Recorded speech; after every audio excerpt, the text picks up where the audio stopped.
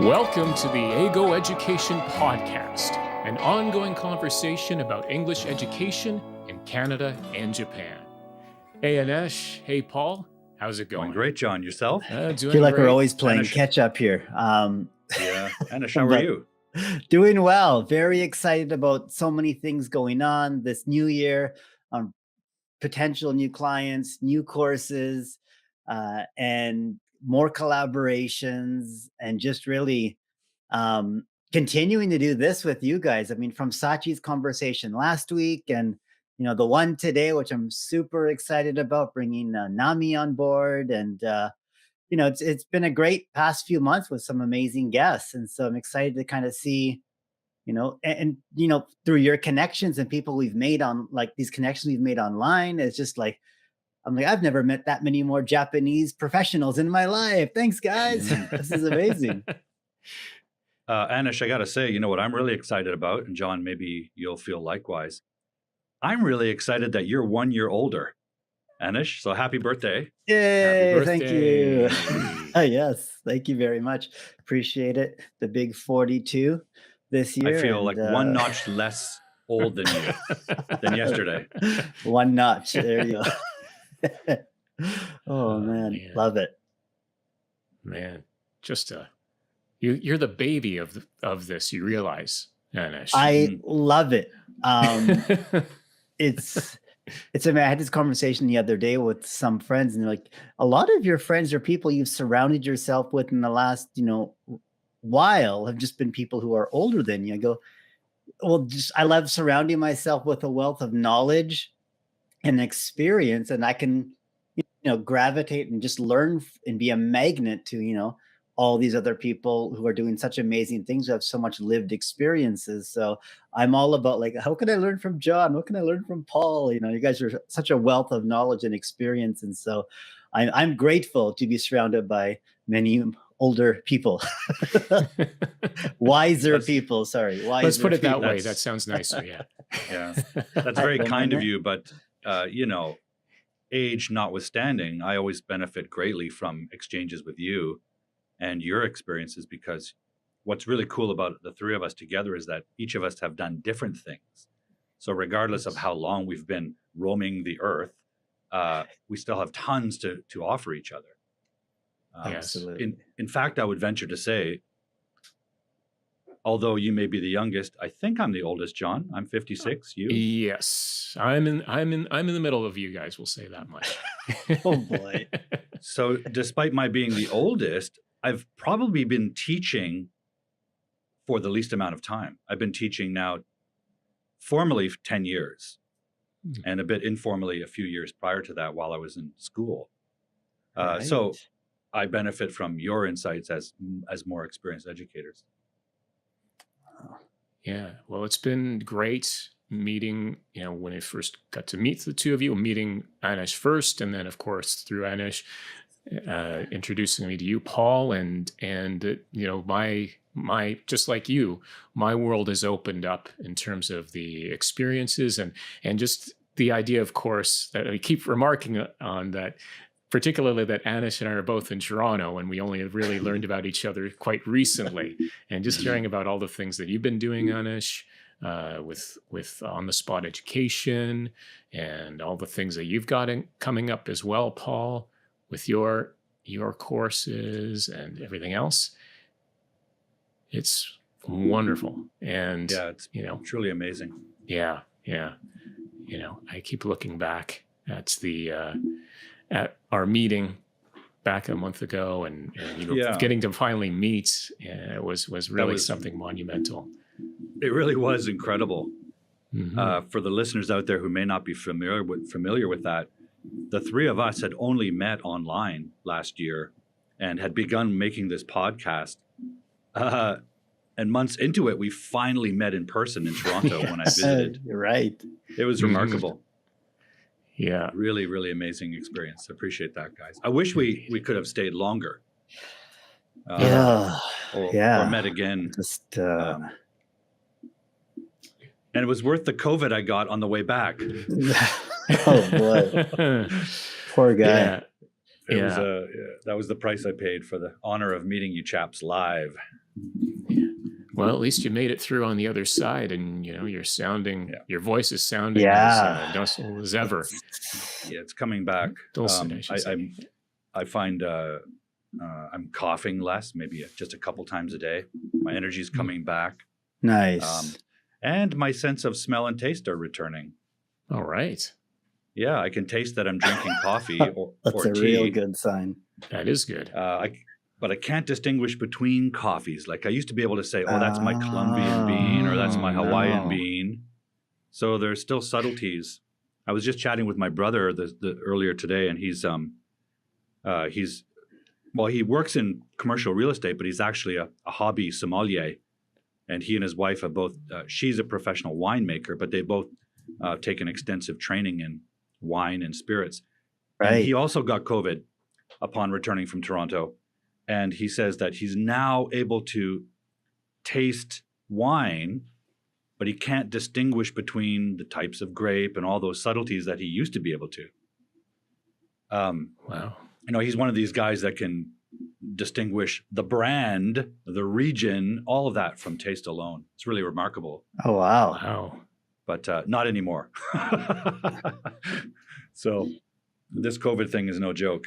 No, definitely not. Glad to be out of it. Okay. How's the Well, weather over there? Good. We've had a little bit of snow today, right, John?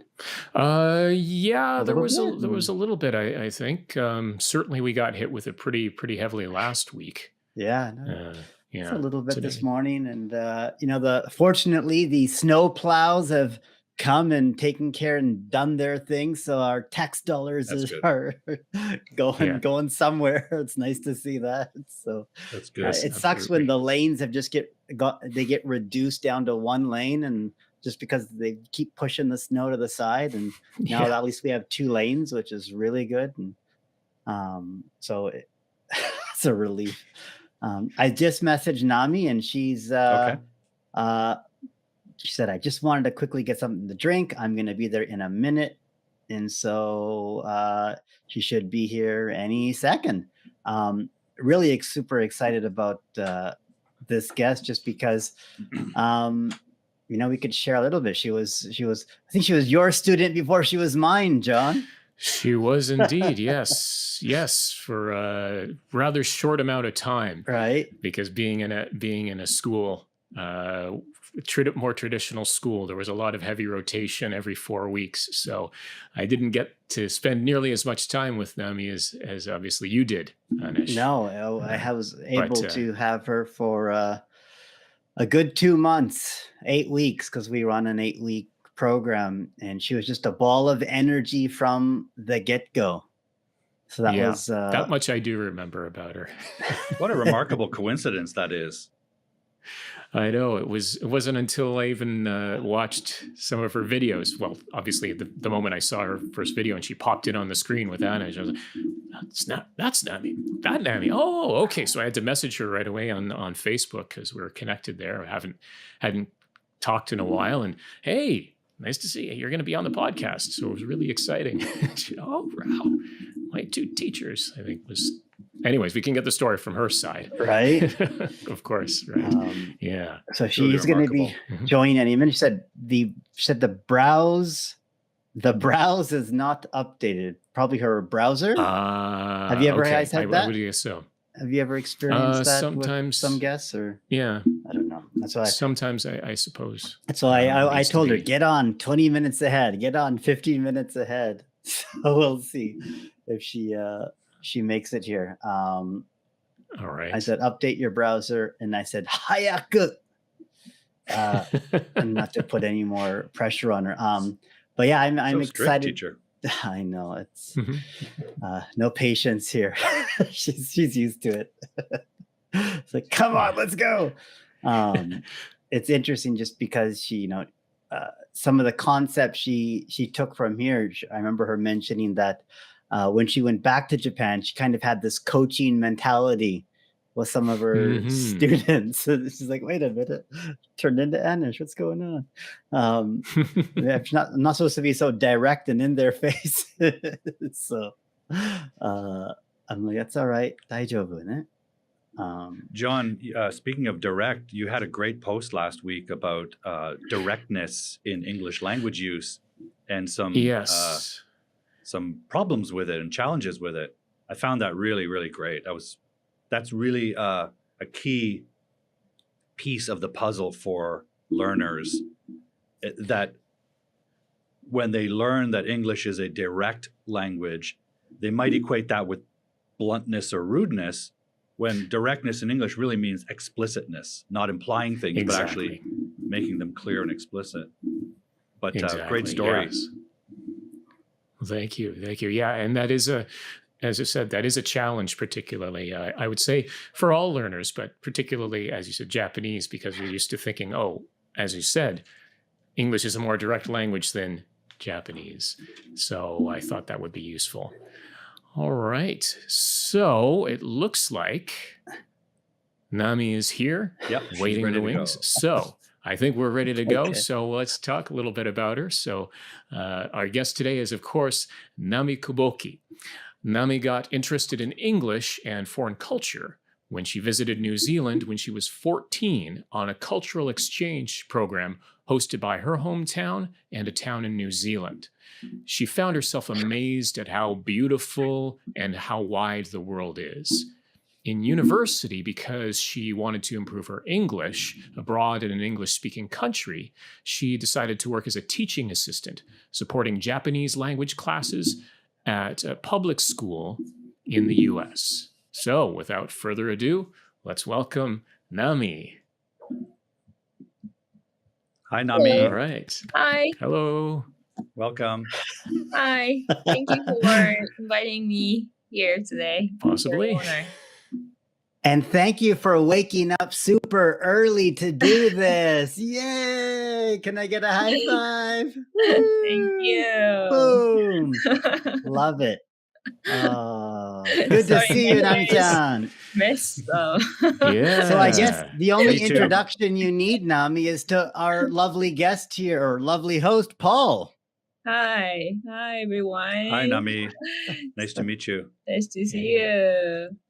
And John, nice to see Yeah. you.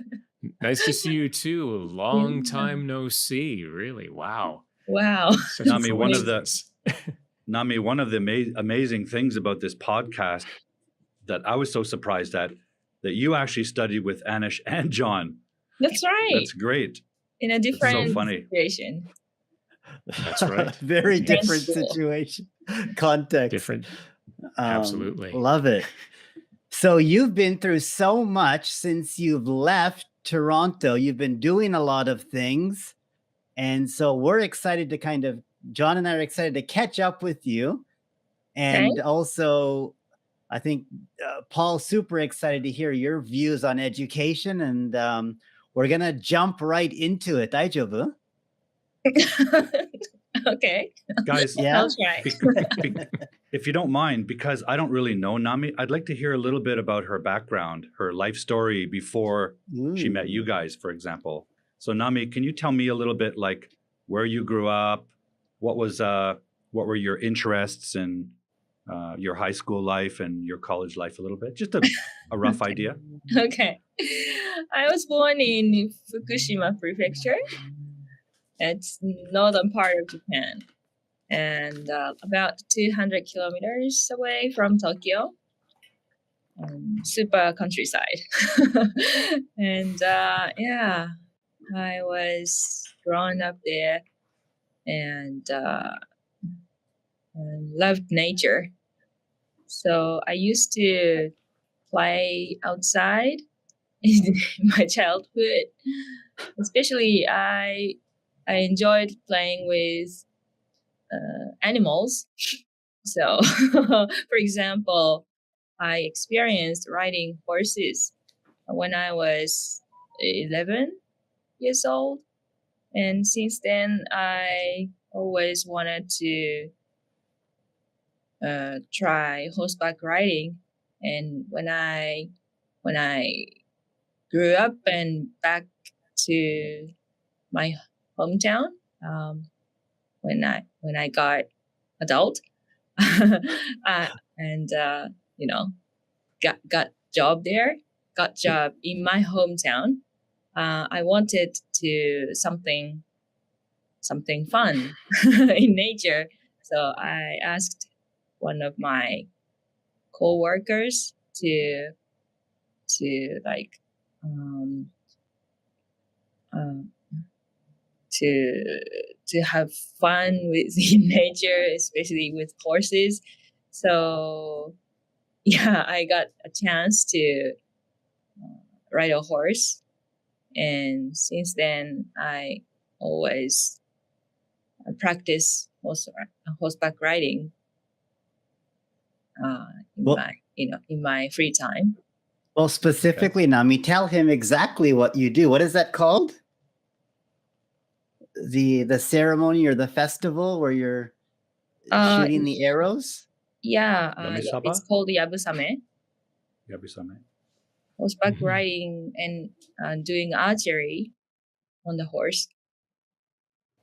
Yeah, that's one of That's my great.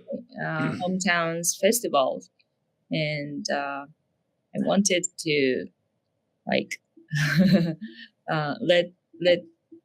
wanted to let many people know about that festival. You wanted to bring more awareness about it, right? That's right. So yeah, that festival normally can do by only men in my hometown, but I asked many people to let me in. And yeah, I Lady made power. it.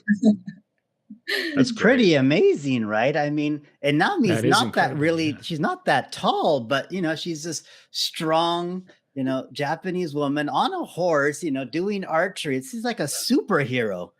Yeah, I think so. I loved it. When I first heard this, I'm like, no, are you kidding me? They started showing me like pictures and stuff. I'm like, whoa, she's got the whole costume and everything dressed up. I'm like, whoa, it's like a samurai on a horse. It's like, Yeah, That's something fabulous. like that. That So, is Nami, impressive. when did you start being interested in English? English. So first, when I was 14, I went to alarm. time to wake up. That's our usual alarm clocks. Time to get up. No more alarm. Sorry. So when I was 14, I visited New Zealand, and at that time, I was worried about many things. But when I visited there, my concern and negative thoughts just went away. And I was surprised to see the beautiful nature, and the world is so beautiful. There's a whole world outside of Japan, right? It's like, wait a minute. Wow. Other people's perspectives and opinions. Wow. Yeah, that's right. So Awesome. yeah, that's first thing. That's the first time when I got interested in other countries and cultures. Yeah, so I wanted to brush up my English, and in university I wanted to study abroad. But since many other Japanese students studied abroad, even they did it. Some people said I just talked with some Asian people or even Japanese students in other countries. They kind of stayed in their comfort zone and stayed within their own communities, right? That's right. So I thought it's not something I had wanted to. So I decided, I searched something more fun or something. I I got I fit. So Well, I think I that leads to Paul's first question there, Nami. It's like, so after your experience in New Zealand, what was like your biggest takeaway? What was the biggest thing you learned from that experience? the experience in New Zealand. Yeah, like so once you kind of finish it, you're like, okay, wait a minute. What did I learn? What was your biggest like takeaway from your experience in New Zealand that kind of led you to, going to the States or Canada, or what was some things that you learned from there that kind of set you on a trajectory to keep going forward with English? Well, when I stayed in New Zealand, I did not speak, English well, Right. and the conversation with my host family was really hard. Right. So it was like just with gesture or yes or no, very little, very Right. poor English, So and it's I was a mm, little bit stressed about it. so it was a stressful experience actually, initially. Right, Hmm. because nothing in Japan kind of prepared you really for what you were to expect in New Zealand. You were kind of just picked up and dropped off and go, "Ah!" Yeah, yeah, Oh, that's But you right. got through it. You yeah, got through it, and maybe Somehow, yeah, maybe it made you better. Maybe it made you stronger. yeah. That Did it? experience, made me push up more, learning English. right. So, And so what was the next step after that then? Was it going to university? Was it going to the States? What happened after that? well, when I went to high school,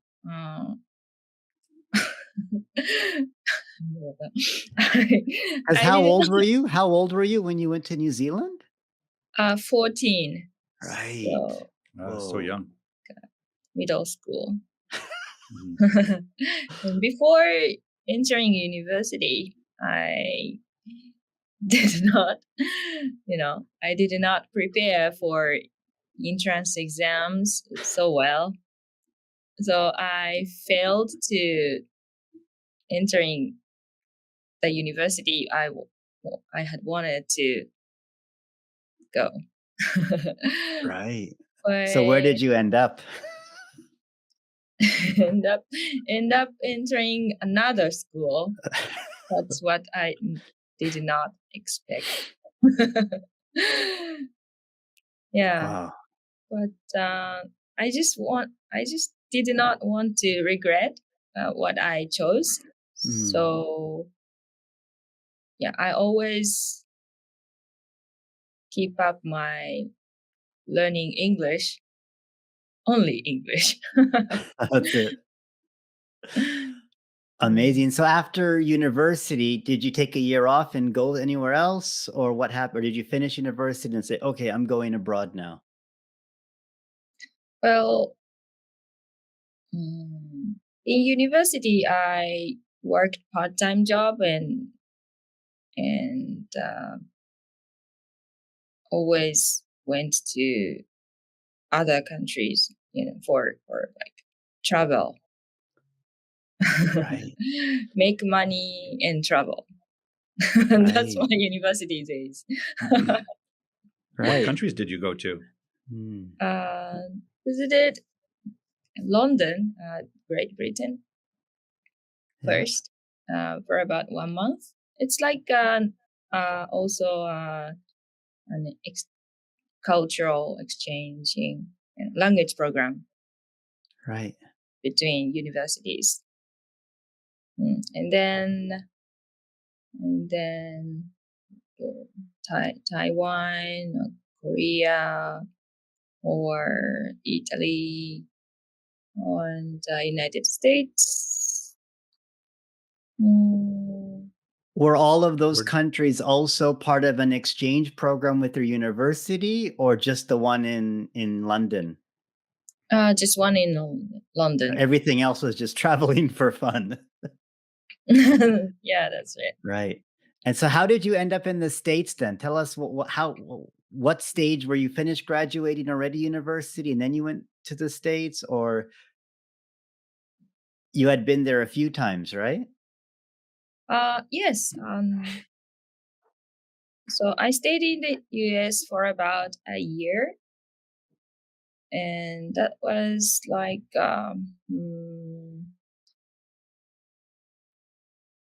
so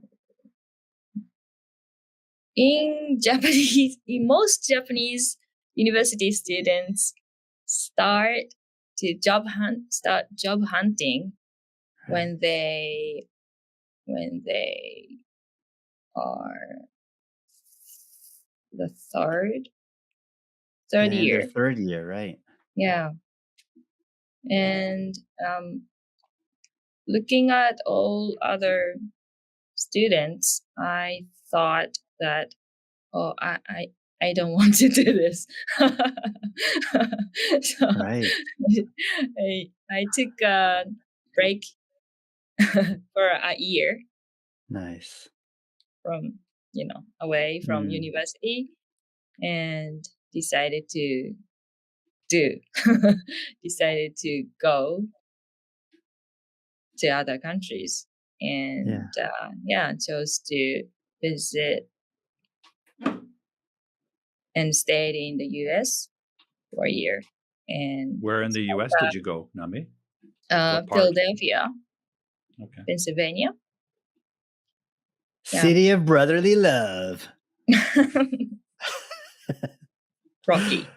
Yeah, Rocky. There you go. You climbed up those steps, right? And Yes, the art museum.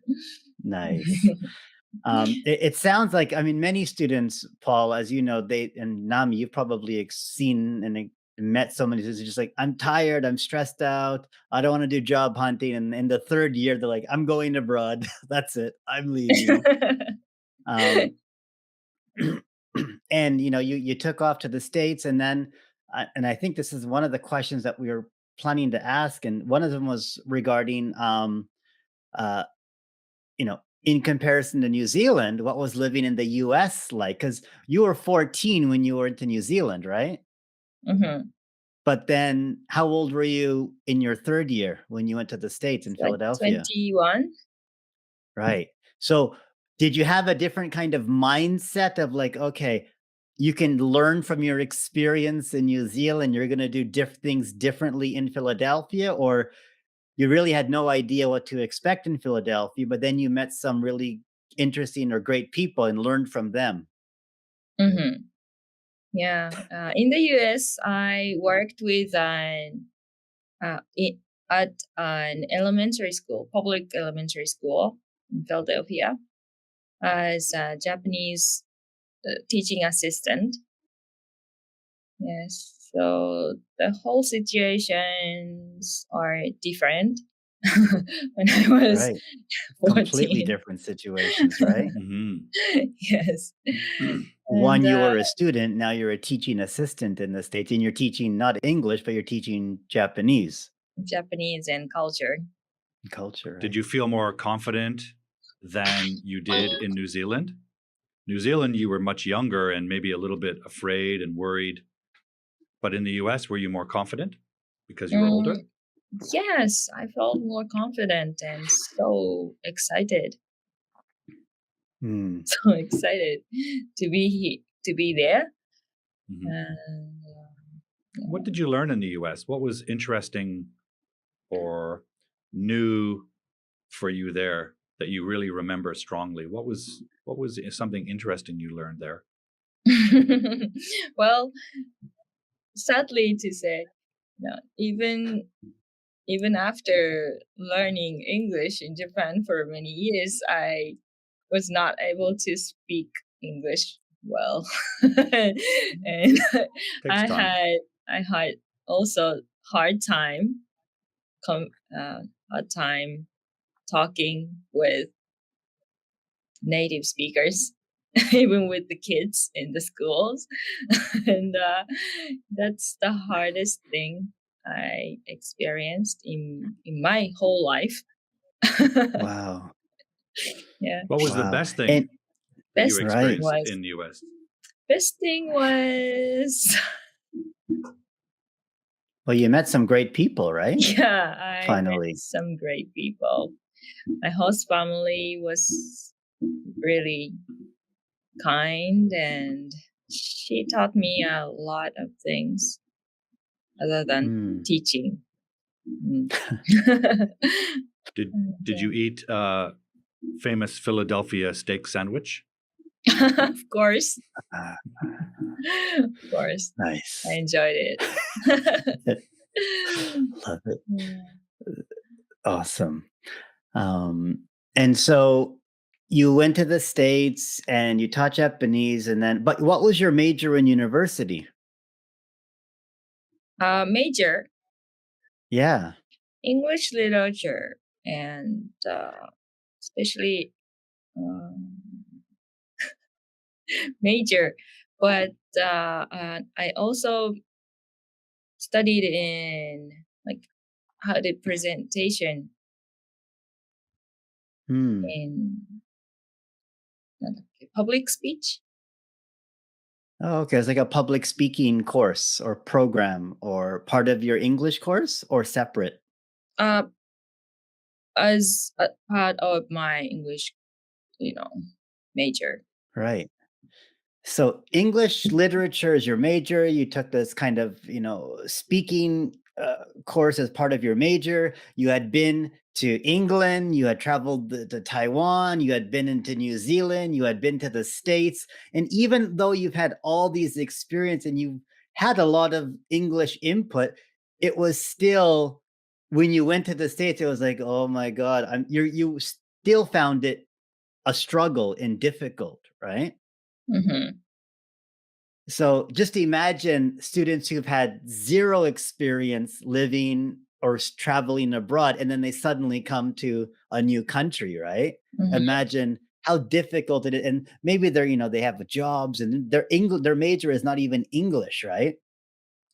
And you've seen and got to know many of these other students when you came to Canada, right? Mm-hmm. They were completely in a different boat or situation. That's right. Nami, It's, when did you come to Canada? Right after US? Same No, time?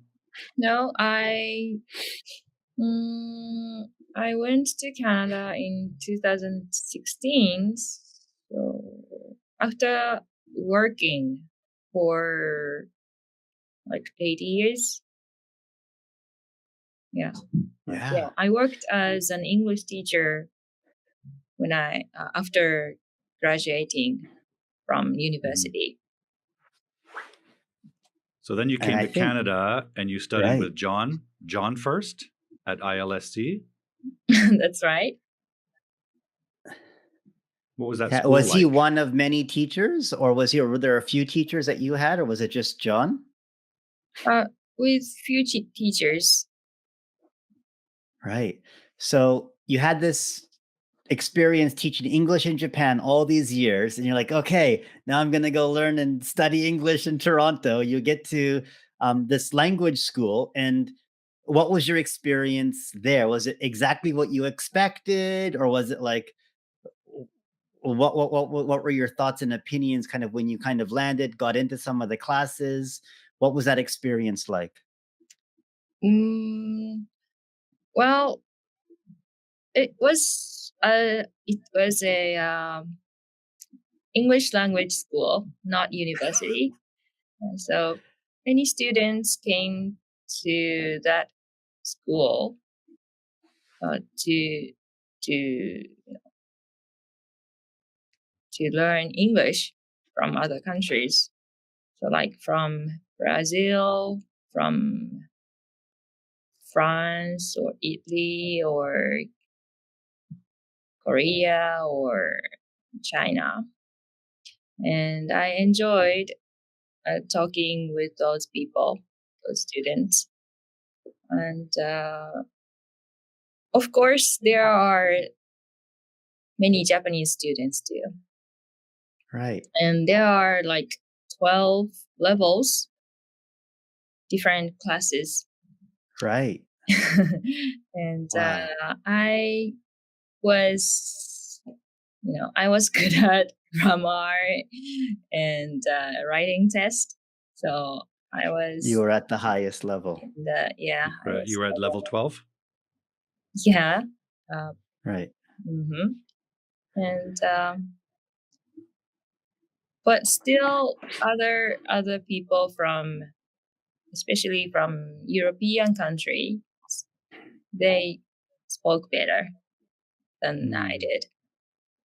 Right. So that's the whole, difference between Japanese English learners and other students.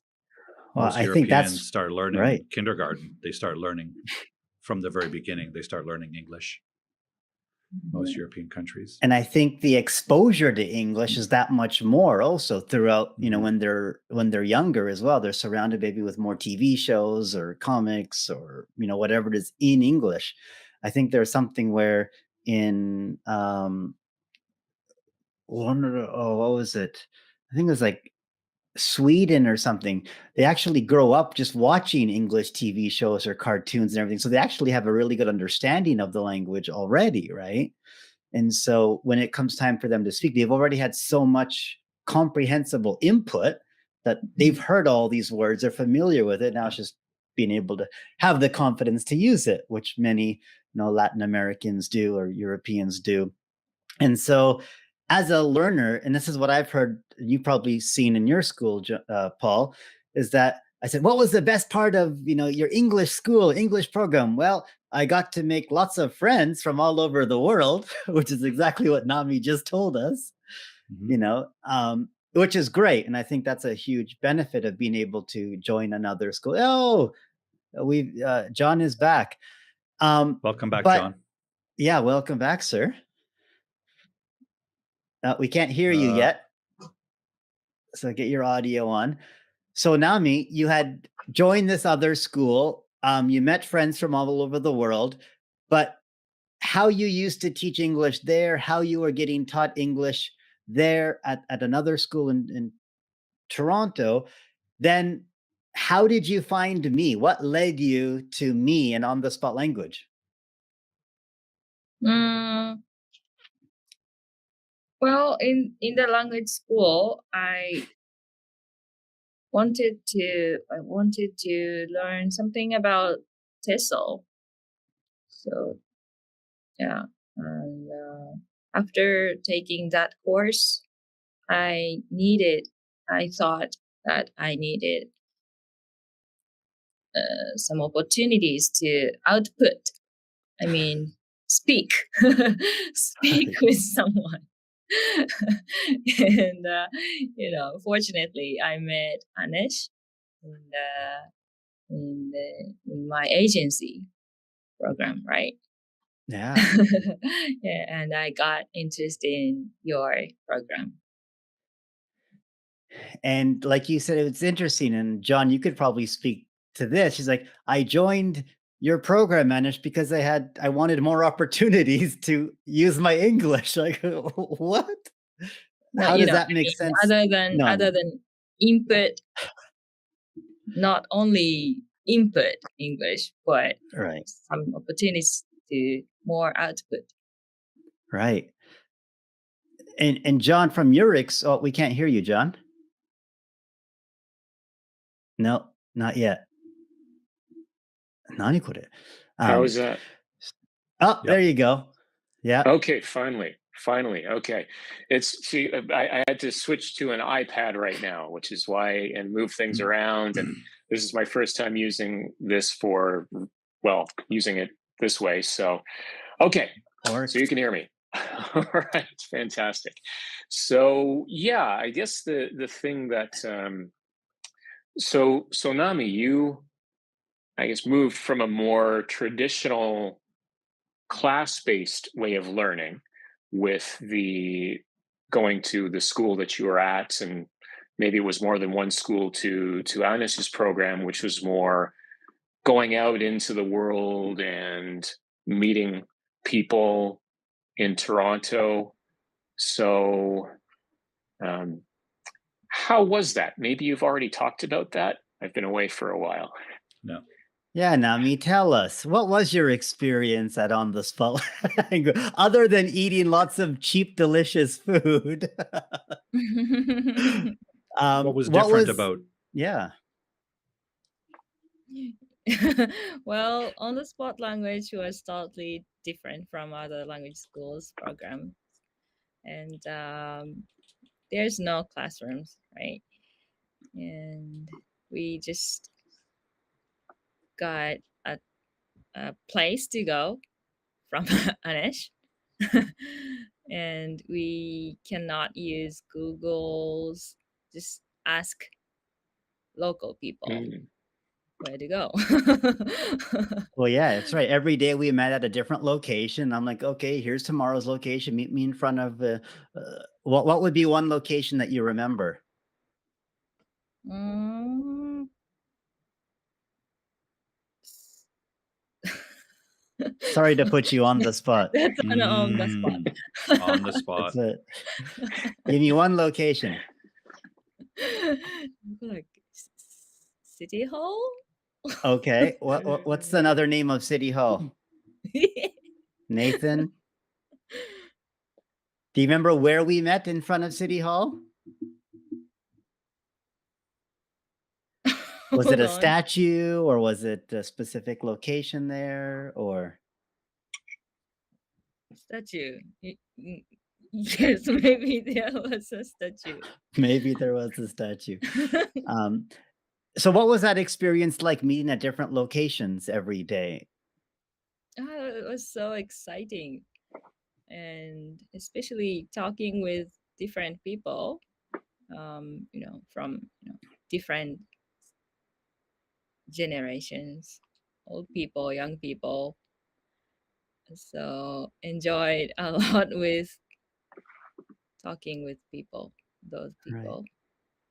And so what would be one of your biggest kind of takeaways from that, I guess, experience? And then, did that kind of get you thinking a little bit differently about education? Or maybe how did, because you already taught 8 years as a teacher back in Japan as an English teacher, like, wait a minute, I want to do things differently now. Or this kind of opened up your mind or your world to maybe a new way of education? Or Mhm. what were some takeaways that you were able to take away from me or on the spot language or all the strangers or all the different historical points that you've learned about the city or just all the different restaurants that you went to? Yeah, yeah. We we visited, many different places, and I realized that you know all we need to um, do is to to take away our like mental barrier Mm. Yeah. talking with strangers. And that's a huge barrier, right? That's a Yeah, big thing that's a big fear that so many students have. Mhm. hmm And even though you had been to the States and England and New Zealand, you still had a barrier before joining the program, right? yeah, yeah. And that's So that already having visited and been exposed to so many different people, right? hmm so all those experiences uh, with on the spot language program um, was like mental training maybe for me or I for other students too. Yeah, I mean, and also I guess your experience was also quite different than other students' experiences as well, because each person kind of takes away something different, right? Because everyone has their own tasks or own goals in the Mhm. program, right? And for you, it was just a big mental barrier. But by the end of it, you were genuinely having fun, I think, right? It Yeah, seemed that like was it. fun. I think I might have a picture of Nami having fun. Anish, え shall I pop it up? 本当はい、どうぞ。 Let's see. Yay. Let's see if we have some photographic evidence of Nami's fun. Oh, え there we go. Nami's $5 food adventure. Okay, Nami, you went to so many different places all over Toronto. What's one restaurant or cafe that you remember, or what food did you really enjoy the most?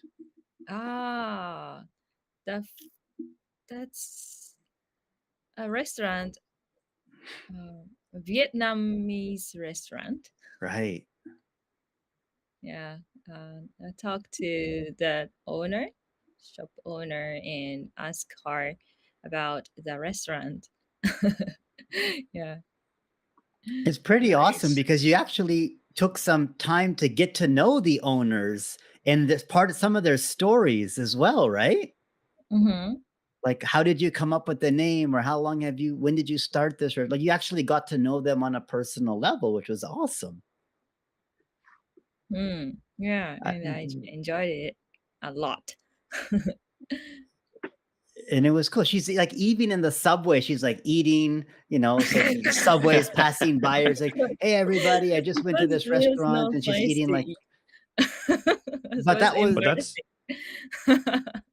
but that's a great tip for learning. And you have a similar experience in your first days in Taiwan, Anish. Food brings people together, right?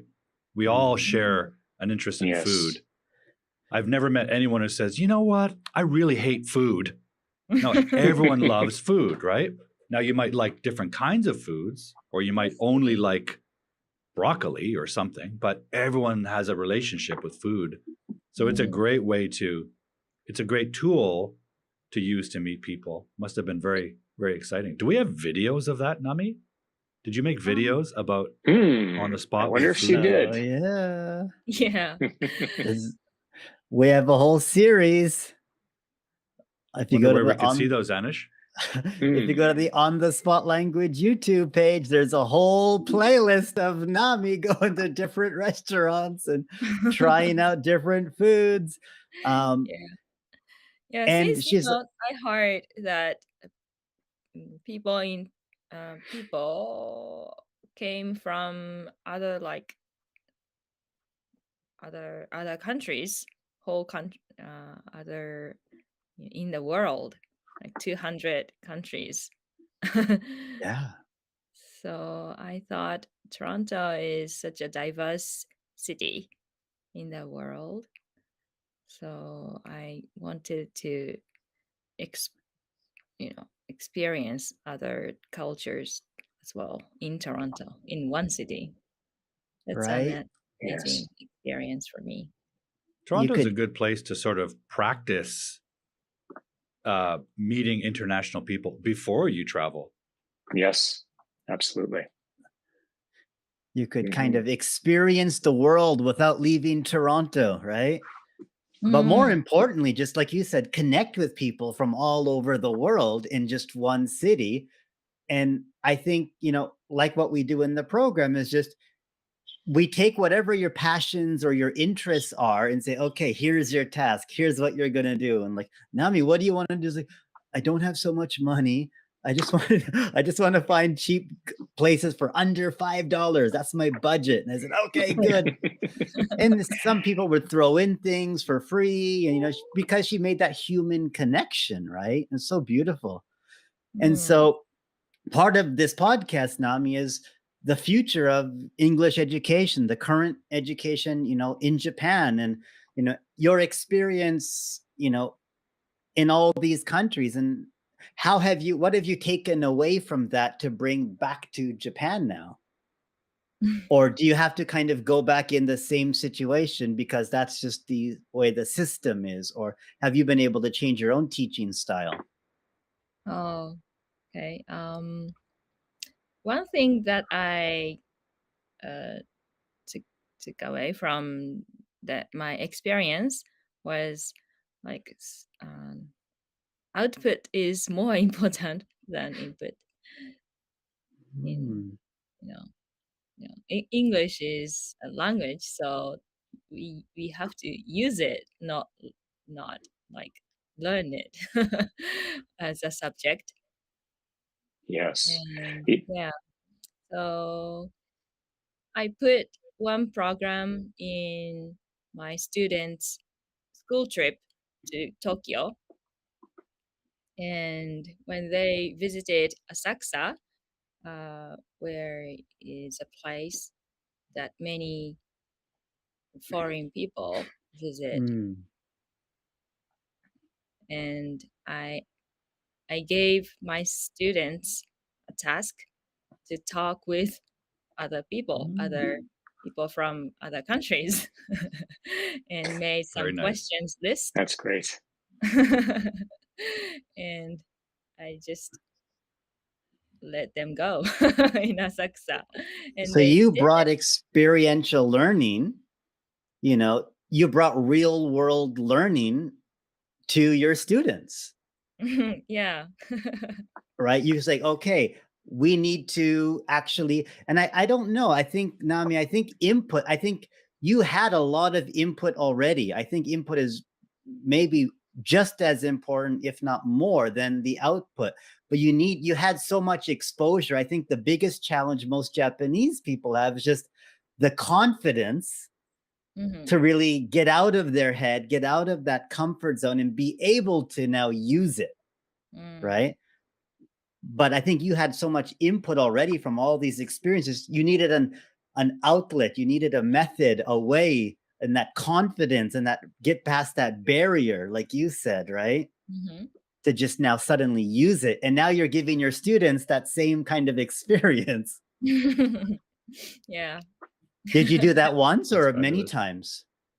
uh, that's just one time. Yeah, Hmm. but I don't know. In my classes, I tried to let my students uh, more opportunities.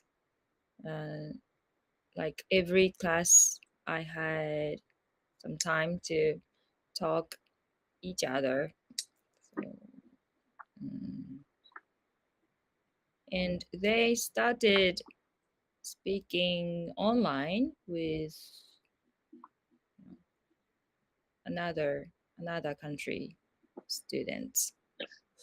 So kind of Oh, like an really? online exchange. Is that Yeah. something that you developed or you made a partnership with another teacher or another Mhm. school or? The school made a partnership with another school. Oh, Nice. where was the other school?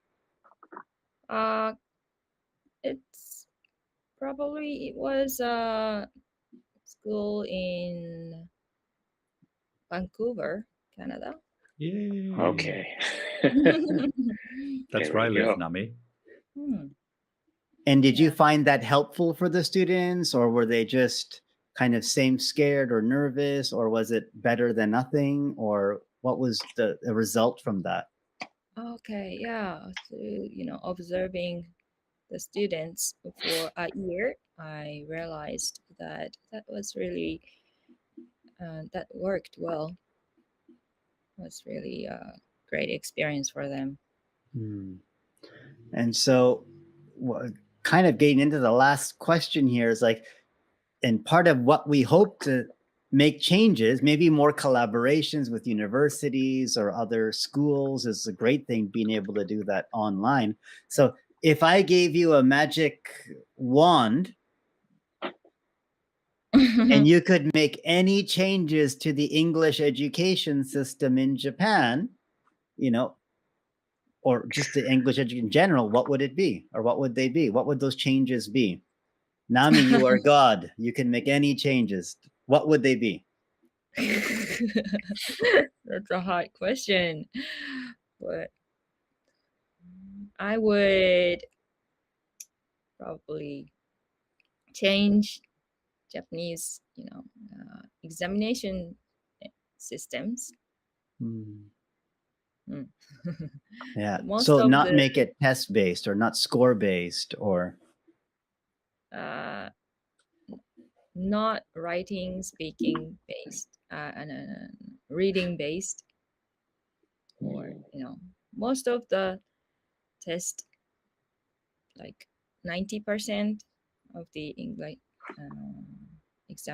entering examination is grammar, reading, writing, Hmm. and listening, no speaking. So Mm. I would add more speaking part. So even if they had a speaking test, how would they get prepared for it if they've never had so much speaking practice, Mm. right? If And the university gave more chance to test about speaking, high school teachers or junior high school teachers gave more opportunities to practice speaking. so what would those kind of opportunities be like? Would they be more collaborations with people in other countries, or what would that look like in your mind? Well, ideally, it should be like collaboration with other schools in other countries, but it all costs a lot, and it's not realistic. So probably let the students in the class uh, talk with each other, talk each other in English. Right. But that's that's hard for Japanese students to talk in English each other. Well, I don't know, John and Paul, what you think, but I don't know if it starts with the students. It starts with the teachers. It starts with the training. Yeah. How are these The teachers teachers and being the school. trained? Yes, Right? that's You true. graduate, your major is English, Nami. And even with all of your experience and having taught 8 years and everything, you were still nervous and scared to use your English when you went to the States and Canada, right? So even an experience, maybe it's the training for the teachers that need to change. What do you think? Yeah, I think so too. Better training. What could be done to improve the training for teachers or educators to get them more comfortable speaking or, Mm, It's a lot speaking. of teachers. Lot Yeah. of English teachers. There are many English teachers in Japan, and I've taught many English teachers like yourself, and they're all just as scared to talk to strangers because they're so used to a certain way of learning, right? So how they were taught, that's the only way they know how to learn. They've never learned in this new kind of way. Kind of like you said, we have to break that barrier, right? How can that be done? Uh, It's okay if you don't have the answer. Part of this just podcast. well, just have opportunities to speak with people in English constantly. Hmm. Like for me, I don't teach English right now. I don't have I don't have much opportunities to use English for the last like 3 years since I changed a school, changed the workplace. Right. So And you're no then longer an English teacher? not now. Right. So Nami, after in some schools in Japan, do some schools that you worked at Do they have like a foreign English teacher from Canada or US helping? Is that common? In the Or do you have to previous teach everything school, yourself? in the previous school, I worked with a native speaker from Okay. Australia and Canada. Okay. And was that helpful for you, or were they able to do anything different in the classrooms, or just they had to kind of follow the same curriculum and kind of prepare them for test score? Or Hmm. The teachers I worked with, they always said the textbook is just boring. And let's right, do let's do something more fun. And we collaborated right, Yeah. with, yeah, creating something new, something more fun. Yeah. It seems to me that the education system, like we said, needs to spend less time on focusing on grammar and tests and focus on the task, using English for a purpose. It's a tool to help you achieve other things, Mhm. not to just get the test score on a test. And maybe if the education system focuses that way, Mm, then people's and students' English will improve because they're not learning it for tests to get a score. They're learning it because they need it to do something else. And maybe if the teachers teach that way, yeah, that's maybe the best way. Mm. Mm. Yeah, I I think Mm. agree. I think Japan is 55th on the list of English proficiency as a second language for English. So it's really down there. But look at some of the other countries; they're getting up there. Mm. And, and so part of this podcast is really this conversation. What we're having right now is what's being done. How can we make language learning more meaningful, purposeful? You know, more engaging and hopefully more fun in the process, because right now it's just stress. It's just lots of stress, right? Yeah. um, is that one of the reasons why you also kind of got out of it, Nami? Yeah, that's right. So my current students, mostly hate English. Right, so their They had, attitude towards English, right? yeah. Since they are experiencing junior high school, they they got negative experience, negative image of learning English. So they Yeah. kept failed at test. And one of the things that you mentioned at the beginning of this conversation, if you remember, Paul, was like when she said she went to New Zealand, she had this kind of negative mind, Mhm. right? And then, through your experience, I think you've come to realize, Nami, that how your lens, and how you see English as English means homework, English means stress, English means test score, English, it's like reframing of it, making, oh, wait a minute, how is this helping my life? Or is it even helpful at Yes. all if I'm not going to use it? Or is there meaningful learning going on, right? Okay. Mm. Yeah.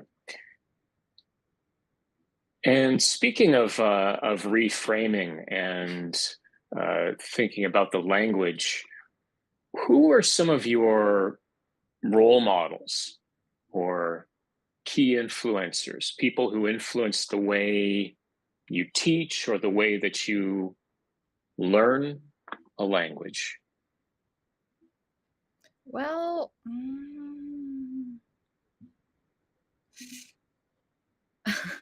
in terms of l- learning English, well, I I learned English from books. not All right. textbooks, Yeah. but other books.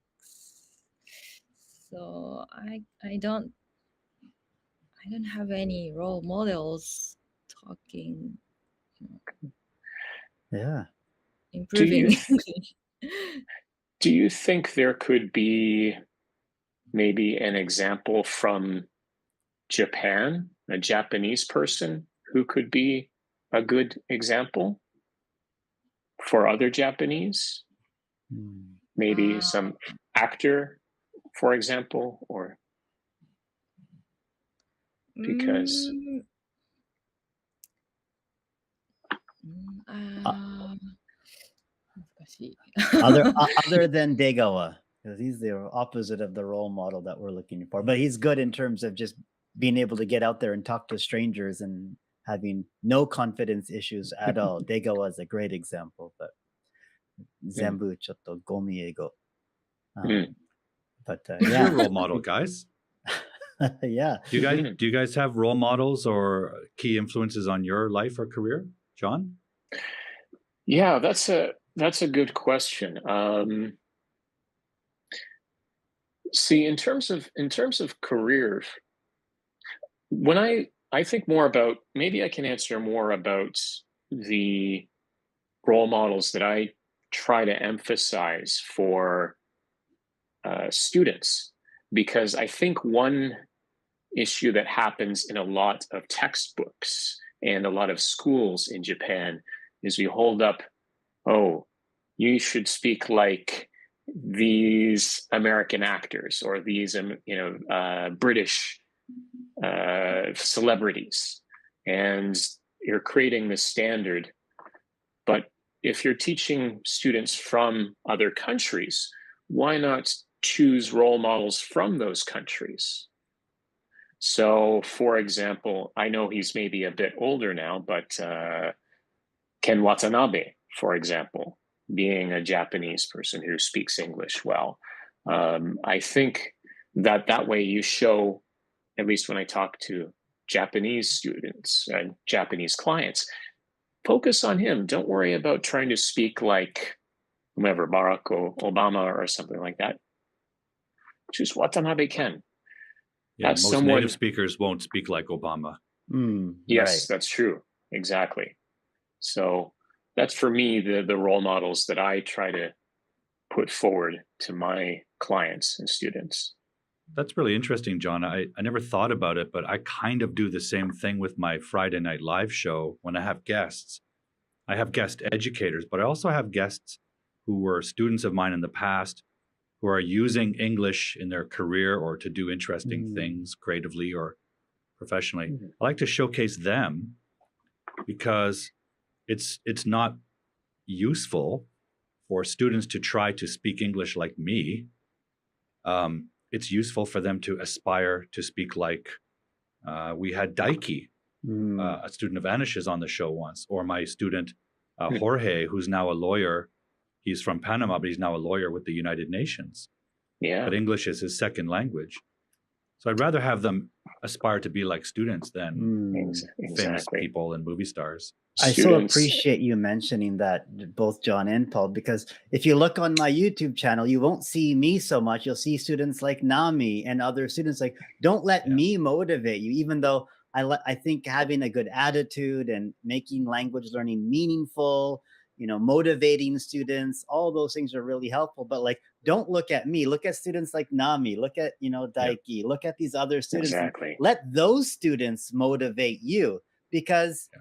that's what I do, right? As a language learner, and same like John and Paul, we've been language learners in the past. We've been in other cultures and Yes. immersed ourselves in that experience. So I know what my students have gone through, and I understand that language barrier and culture barrier, right? So as a language coach, we're there just to guide you through the process. And for me, it's like helping you find meaning, making it meaningful. I'm like, Nami, you're an English. I don't want to teach other students English. I want to go out and talk to and eat lots of really good food and meet people from all over the world and $5 cheap eats. I'm like, okay, great. You found purpose and meaning and having fun in language learning. So I can guarantee you at all these different places, she really wasn't thinking about English at all. She's like, ooh, what food am I going to eat? What can I get a deal? That subconscious of just the language just kind of came out because she was Yeah. enjoying that. And she has a task to try to use the language to achieve, right? Get the food or order that meal. Yes. Yes. All right. Well, I think we're coming close to the end of our time here. So you guys had a great chat. I got to hear part of it. I'm going to have to watch the episode later to see about all the great things that you three talked about. I was hoping to get to talk to Nami more since it's been so long, but well, maybe some other time. Mhm. So, and everybody out here watching us today or listening on the podcasts, we're so happy to have you. Again, we'll have another episode of the Ego Education Podcast coming up soon. And if you're watching this, you already know you can see us on YouTube. And of course, we have our streams on Spotify, Apple Podcasts, and Anchor FM. That's right. We have so many things going on. Of course, my own teaching clients, business English, one-to-one, Japanese professionals, helping them to thrive globally. Oh, and of course, I did get my intercultural training certificate in the mail. It was sent. Congratulations. Yes, that was sent in the mail after the Christmas rush. So I did have it in November, but I got the actual physical copy recently. Thank you. And of course, Paul, your course and other things coming up very soon. Anish. Yeah, John, if you don't mind, I'd like to squeeze in a little shout out. Recently, I've been working with a gentleman from Japan who's in Canada now, and he is starting his own publishing company. And he wants to publish magazines and books that share Japanese culture with Canadian culture and merge them. I'd like to get him on the show at some point, but recently he published this book, Hidden Shangri-La, The Philosophy of 13 Bookshops in Vancouver. What he did was he went around to all these wonderful bookstores and interviewed boutique bookshops, privately held. They're fighting for their life against Amazon. And he interviewed them about their philosophy of book curation. And it's a really wonderful book, and it's written in both Japanese and English, which was what I did. I helped him with his English editing. So a shout out to Mr. Yoichi Okubo for a project well done. Yes. Awesome. And I'll take 1 minute just to thank you, Nami, for having the courage to just come on the show. And you're actually the first kind of student that's kind of come on to be on this podcast. Yes. And so, it's when you're given an opportunity and you took it, I'm so grateful that you were able to do that. You had the courage to come on, and I know it's 6 a.m. in the morning in Japan, and so it's super early, but I hope you had a great time, and you have a lot to be proud of yourself, right? And hopefully you can also use this experience to have more of these kinds of experiences, right? Yep. And kind of get out of your comfort zone. Right? Yeah, thank you. Thank you guys for letting me in here. It was really always welcome. fun time. Yes, it was a pleasure. It really and was. your students can watch this as a learning episode, and they could please share with them, and you can make a task or an exercise out of it. That'd be great. Awesome. All right. So, everyone, welcome. And well, I should say, I'm so disoriented now. I don't know what's going on ever since my computer crashed. So yes, thank you for watching, listening, everybody. We've got plenty more projects coming up soon and to talk about. And of course, other great guests to talk to, students, professionals, people from all over in different professions all over the place. So looking forward to more episodes and more time together with you guys. And Nelly, thanks again for joining us. And Plug. Yes, plug the book. New Paradigm in Education. Take care and see you around. See you guys. Bye, guys. Bye. Thank you.